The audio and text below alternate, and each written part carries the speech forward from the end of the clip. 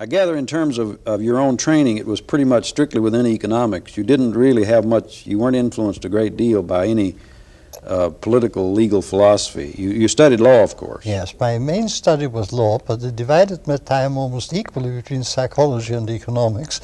Yes. So it was these three subjects which I studied. I did get a fairly good background of the history of political ideas from one of our professors, but no particular interest. I just knew I could find my way about them, but no strong interest in political theory or anything similar. And of course you wrote a book in psychology too. Oh yes, sir. I remember that book. Well, I still believe this is one of my more important contributions to knowledge. And curious enough, the psychologists are now discovering it. Yes, I have seen some references within the last year or two. Perhaps It's now 25 years old, and the idea is 50-odd years old. Could you perhaps summarize that notion, the central, or could you do it in a few minutes? Well, I think the thing which is really important about it, and which I could not do when I first conceived the idea, is to formulate the problem I try to answer rather than the answer I want to give. And that problem is what determines the difference between the different sensory qualities. And the attempt was to reduce it to a system of causal connection, associations when you might mean it, that the quality of a particular sensation, the attribute of blue or whatever it is really its position in a system of potential connections leading up to actions. You could, in theory, reproduce a sort of map of how one stimulus evokes other stimuli and that further stimuli, which can, in principle, reproduce all the mental processes. I say in principle, because it's much too complicated to ever could do it. It led me, incidentally, to this distinction between an explanation of principle and explanation of detail, or pattern prediction, as I now know it, which I really developed in my psychological work and then applied to economics.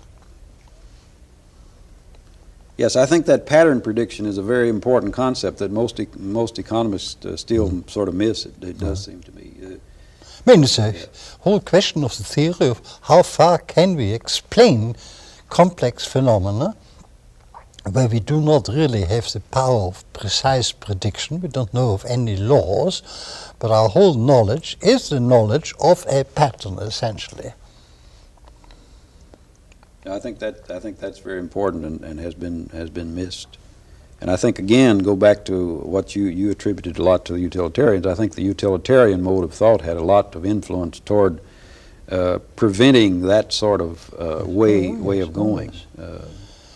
Well, in a way, you know, I'm becoming aware that the simplest conception of science, which I assumed was only invented by the middle of last century, Auguste Comte and these people, goes back much further.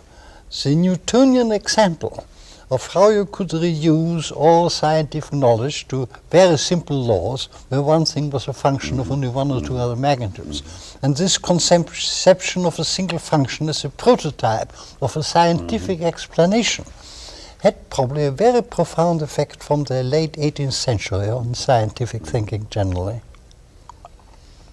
Of course, that does have its virtues, as has been proven, but on the other hand, I think in places like economics, when dealing with human interaction in particular, I think it's had major drawbacks.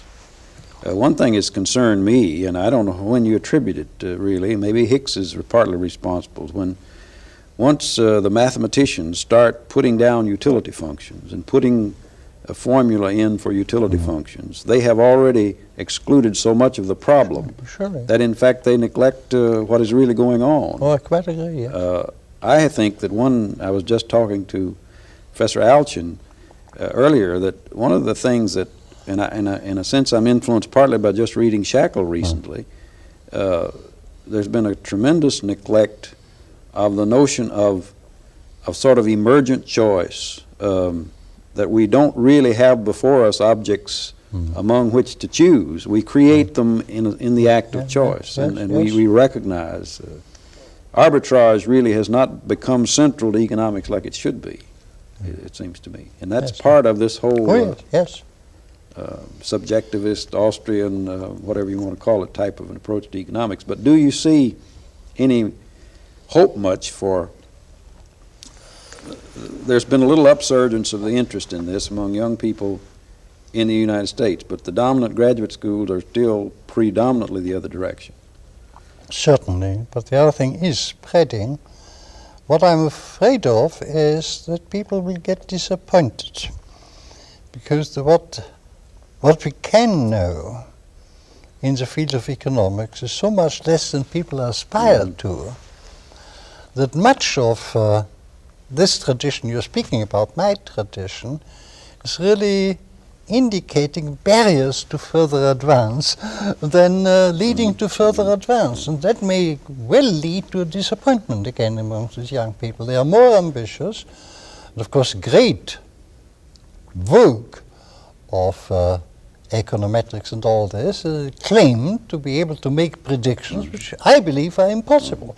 But people don't like to accept an impossible, and of course a certain widespread view that nothing is impossible. Hundreds of things which science has said are impossible were proved to be possible. Why shouldn't this be possible? We can't prove that it's impossible.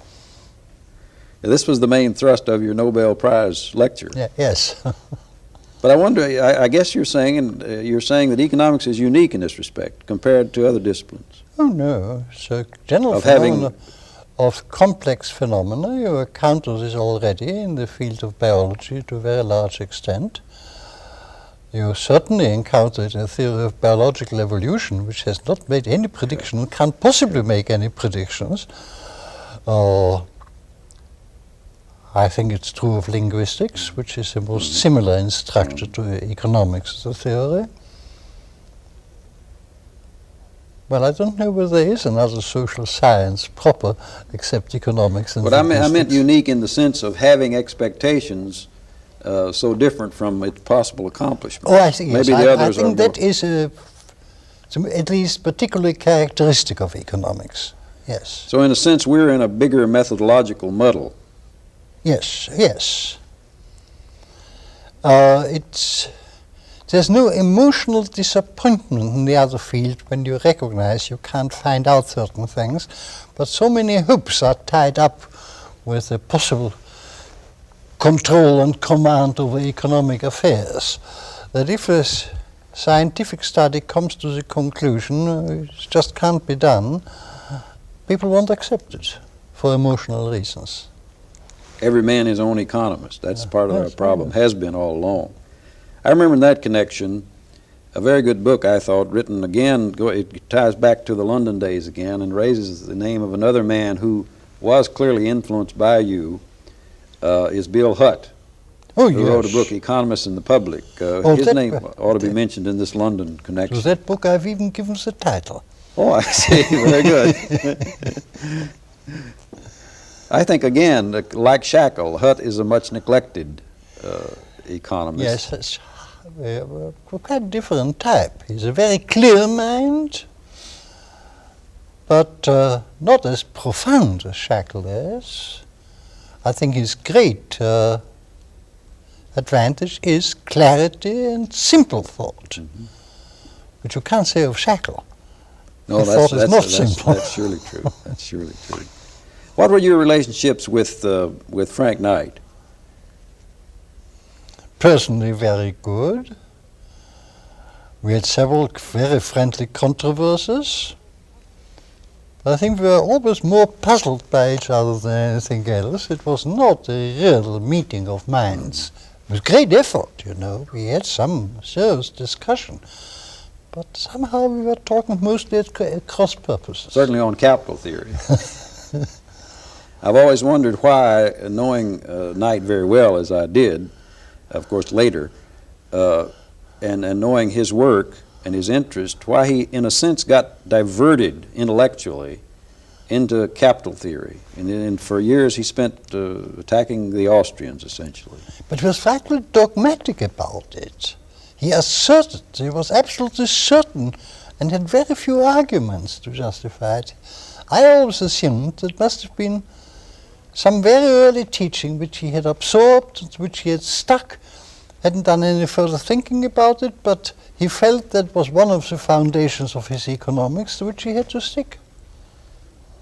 Well, but he always said that he came to that. He accepted the view, essentially the Austrian view for a long time, and he somehow got converted away from it. I don't know exactly what was the... Yes, what led him to it, at least, I don't know. Yes, yes. But you weren't at Chicago at that time, so No, you weren't no. there were no direct... Oh, yes, I can't say I didn't know him when we had the controversy, but I just met him once or twice on various places, but it's only when I came to Chicago that I really came to know him.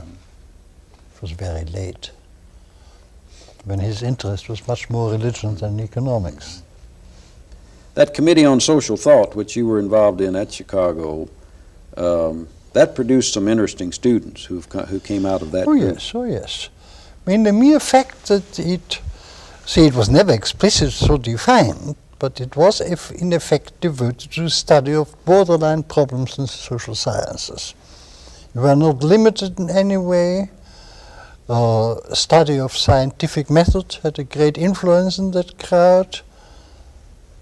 And the first year I was there, of course, that was the most fascinating experience of my life. I announced a seminar on scientific method, comparative, and the people who came included Cyril Wright, the great geneticist, Enrico Fermi, the physicist, and a crowd of people of that quality. It's only happened once. We couldn't repeat this, but that first seminar I had in Chicago was one of the most interesting experiences I had, entirely on the method of science. It seems to me that this is something that we're lacking now at least in American graduate schools and professional schools, is any opportunity for students to really get into these basic philosophical types of questions and issues. In the law schools, for example, legal philosophy has been waning. In politics, political philosophy is not as important as it was. There is no economic philosophy in economics departments. Nowhere do students get exposed to, I don't know, for example, where, and I'd like to get your comments on this, because I don't know where in a regular curriculum a student could get exposed to your books or my books, for example. I know too little about American universities. My general impression is the same. I doubt, when I have now from the distance a feeling that there may be something like that in UCLA. There was for a time in Chicago. See, Chicago had more interdepartmental contacts than I have encountered any other American university. And it owes it very largely to the facilities of the Quadrangle Club, where you really talked to people of all other subjects and met them. I know no other American university where that is true. It certainly was not at the London School of Economics, which was so highly specialized to the social sciences, which made me in the end a little tired, although in my time the London School of Economics was probably the leading center still in economics. But it was narrowly specialized, it had no contact with other subjects, certainly no interesting philosophical till Karl Popper came, and that was nearly in the last moment prevented by the positivists. It didn't succeed, but when I had tried to support the attempt to get Karl Popper and persuade the academic council to appoint him by rushing out the publication of his Poverty of Historicism. And that nearly destroys his chances, because he so offended all the positivists that it was too late to stop it. But one of my sociology colleagues made serious attempts to stop the appointment in the last moment. Yes, I think I had heard something of that story. But is it so much the necessity of having contacts with other disciplines, so much as it is within each discipline too much concentration on formalism, at least in economics? It seemed to me that students just aren't anywhere challenged to think about the broader questions. Well, I don't know what the cause is, but there is a great difference of people confining themselves to examination subjects and people reading about and moving in subjects which are not directly relevant to what they will be examined about.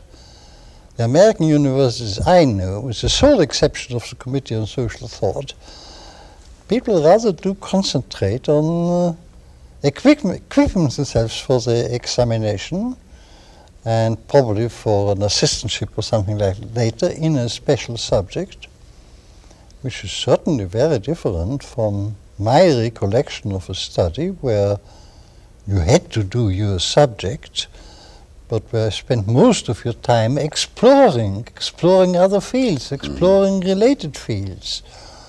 I mean, I mentioned before, it was entirely possible to be not only nominally a law student, but to do all your law exams with a quite good success, and yet be mainly interested in economics and psychology.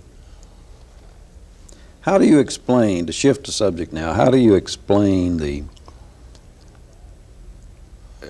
revival, so to speak, of sort of Marxist notions in so much of Europe now, and to some extent in this country?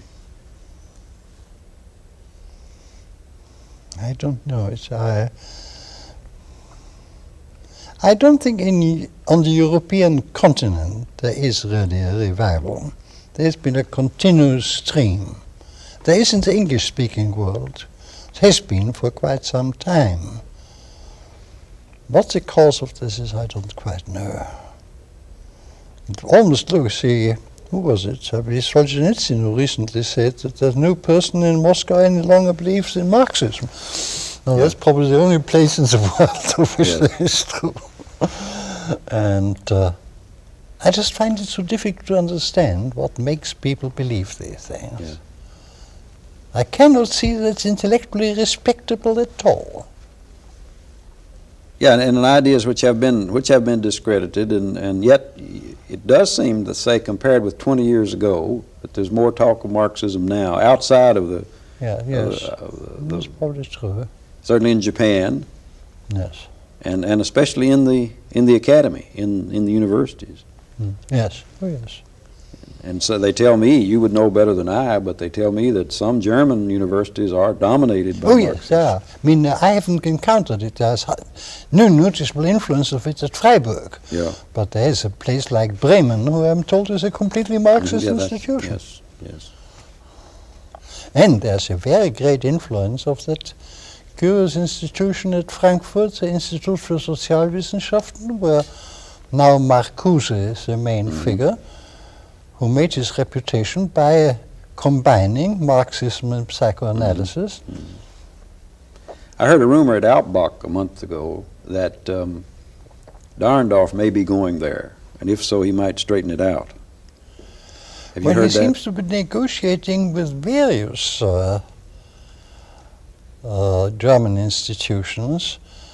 There was a suggestion of the foundation of a new Max Planck Institute for him. Well, maybe that's what I'm thinking about. I may make the confusion. There may well be. Yeah.